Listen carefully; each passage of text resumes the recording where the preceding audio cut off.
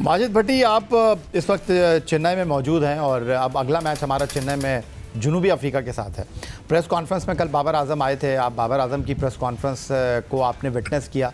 क्या बाबर आजम से press conference में ये सवाल हुआ कि जब पाकिस्तान बैटिंग कर रहा था तो ये स्पिनर फ्रेंडली विकेट लग रही थी, जब आप बॉलिंग करने के लिए आए तो ऐसा लगा कि ये पिच ही तब्दील हो गई है?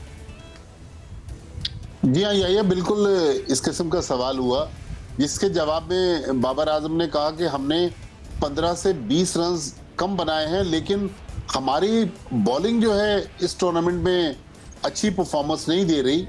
उन्होंने कहा कि फास्ट बॉलर जिसकी वजह से हम इस पूरे टूर्नामेंट में रिलाय कर रहे थे वो अच्छी परफॉर्मेंस नहीं दे रहे, स्पिनर्स बिल्कुल ऑफ कलर हैं। जो सबसे उन्होंने हैरानकुन बात की एज ए कैप्टन, वो भी इसके जिम्मेदार है। उन्होंने कहा कि हमारी फील्डिंग इतनी खराब है, उसकी बेसिक वजह हमारी फिटनेस है, तो हमारा फिटनेस का लेवल वो नहीं है जो एक वर्ल्ड कप जैसे बड़े टूर्नामेंट के लिए होना चाहिए। तो अब मेरा सवाल ये है कि आप तो पिछले कोई 3.5 साल से कप्तान हैं, आपने पाकिस्तान टीम सिलेक्ट की, तो फिर कौन जिम्मेदार है? आप हैदराबाद दक्कन में जो हमने मुख्तलिफ आपके हवाले से ही आपके बयानात सुने कि जी बड़ी ज़बरदस्त बिरयानी है, बड़ी ज़बरदस्त हमें यहाँ पर आओ भगत हो रही है। फिर हमने बेंगलोर के एक रेस्टोरेंट की भी फुटेजेस पाकिस्तान क्रिकेट बोर्ड के जो सोशल मीडिया प्लेटफॉर्म है वहाँ पर वो जिस तरह चांपें खा रहे थे।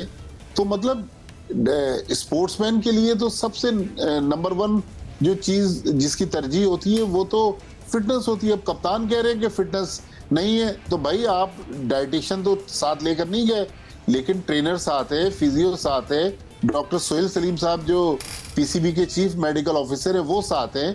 तो अगर फिटनेस लेवल मेंटेन नहीं हो रहा तो इसकी जिम्मेदारी कौन है? ये जो खाने आप खा रहे हैं, ये आपको किसने एडवाइस किया कि इतने बड़े टूर्नामेंट में इस किस्म के खाने खाएं? अभी माजिद भट्टी ने बात की है, सोहेल इमरान के फिटनेस के ऊपर बात की, बाबर आजम ने फील्डिंग के स्टैंडर्ड के ऊपर बात की। तो मुझे ये ज़रा बताइएगा, सोहेल इमरान के वर्ल्ड कप में जाने से पहले हमारे खिलाड़ी दुनिया की मुख्तलिफ लीग में एक्शन में थे।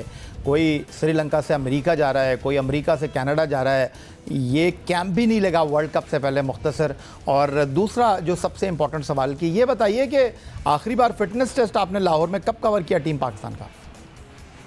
यही सबसे पहले तो मैं ये कहूँ कि फिटनेस टेस्ट कवर करने की बात है वो भी छुप छुपा के किया जाता था नेशनल क्रिकेट अकेडमी में। वहाँ पर मीडिया को तो वैसे ही एक नो गो एरिया बना दिया गया हुआ पिछले चंद सालों से, और जब फिटनेस टेस्ट होता है तो वहाँ पर तो किसी को जाने की इजाजत नहीं होती है। हमें बता दिया जाता है कि फिटनेस टेस्ट हो गए, हम अपने तौर पर पूछते रहते हैं कि किसका योजो टेस्ट में कितना मार्क्स आए हैं, कितने पॉइंट से कौन कामयाब हुआ है, किसके 12 हैं, किसके 16 है, किसके 18 है। जो ये मुझे याद पड़ता है कि कम से कम 2-2.5 वर्ष होने को है, अगर मैं गलती पे नहीं हो 2-2.5 साल हो गया।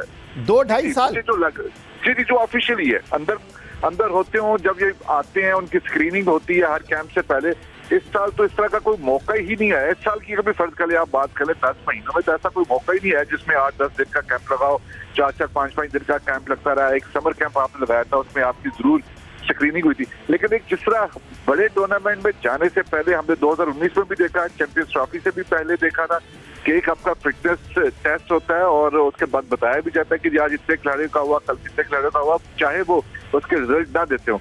ये सुने हुए मुझे खुद जो है वो खासा अरसा हो गया, और इससे आप अंदाजा लगा सकते हैं कि उस तरह की प्रायोरिटी ना तो फिटनेस है और ना ही खुराक। अगर आप खाने पीने की, जैसा माजिद भाई ने बात किया है कि आप खाने पीने का हर प्रेस कॉन्फ्रेंस पर तज़किरा करते रहेंगे और उसके बिरयानी के मिर्च मसाले का जिक्र करते रहेंगे, तो इससे अंदाजा लगाया जा सकता है कि आपकी प्रायोरिटी में जो फिटनेस है और जो खुराक है वो किस मरहले के ऊपर, किस सतह के ऊपर आती है, किस पॉइंट के ऊपर आती है। तो फिर उसका नतीजा आपको फील्डिंग में लैप्सेस की ही वजह से मिलेगा।